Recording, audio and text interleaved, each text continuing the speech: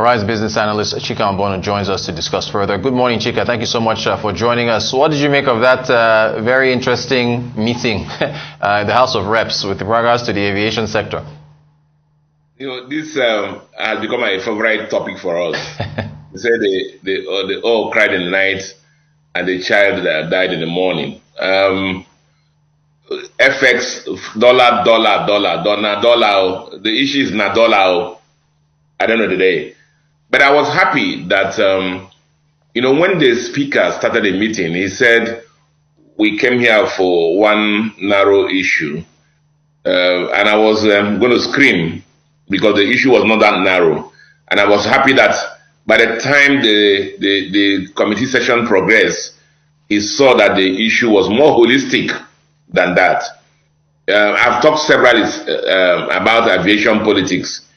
Aviation politics is major. The summary of it is that countries do not want the other airlines from other countries to come and compete with their other initiating airlines. That's basically what it is. But having said that, I said this issue is dollar. Are you surprised? When our allocation for crude oil is 1.8 million barrels a day, and we're doing below 1 million barrels per day now. Oil contributes to about, depending on where you look at, some say 90% of our foreign exchange earnings, and then that's our dollar earnings. And then it has been battered, it has been beaten through. You've seen our colleague Amaka. You've seen all the pictures, all the videos, all the news she brought for us about the stolen oil, the stolen crude oil, the ships that have been burnt, and so on and so forth.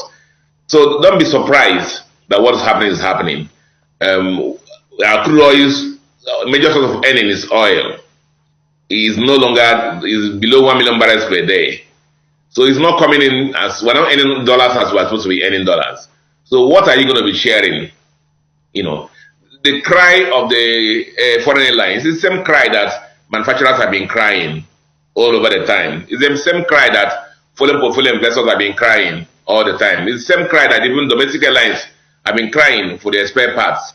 So the issue at the end of the day is how do we expand our earning base on dollars, on foreign exchange earnings. And I'm happy that on the oil side, some things have been done. Listen, history repeats itself. We have been through this before, 2016, 2017. And what saved us was the fact that oil prices moved up and our production stabilized, and we were able to come out from this kind of problem.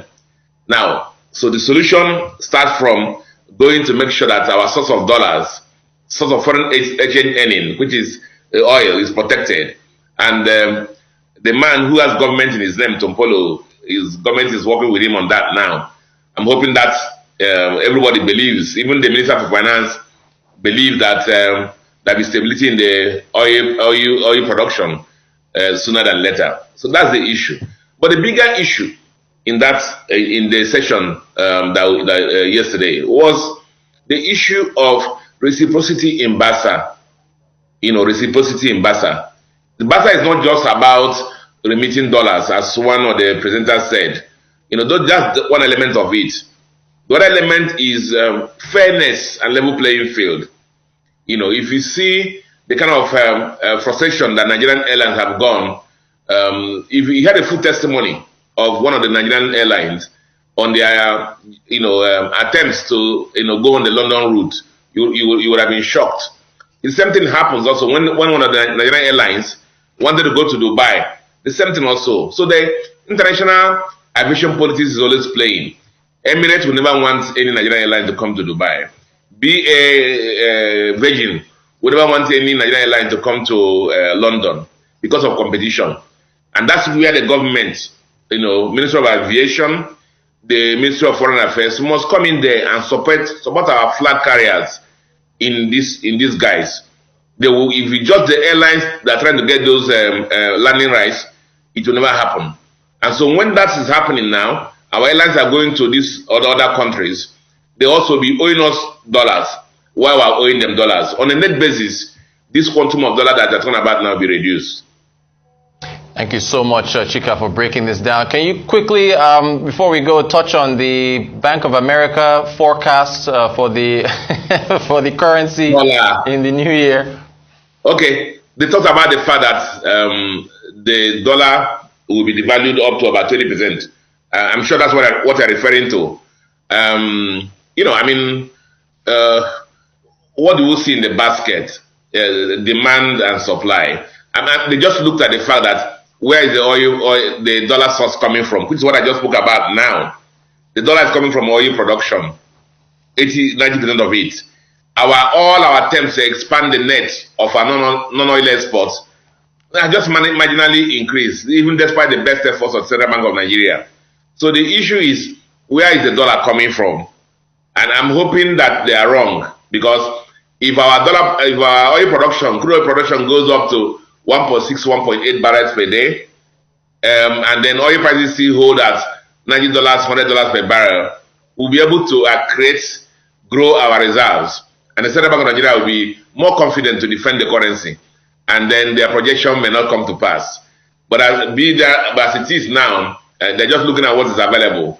And the trajectory is what is there. Basically, looking at the CBN rate now, the free market rate as it is, and then took a position in the middle if the two rates are merged.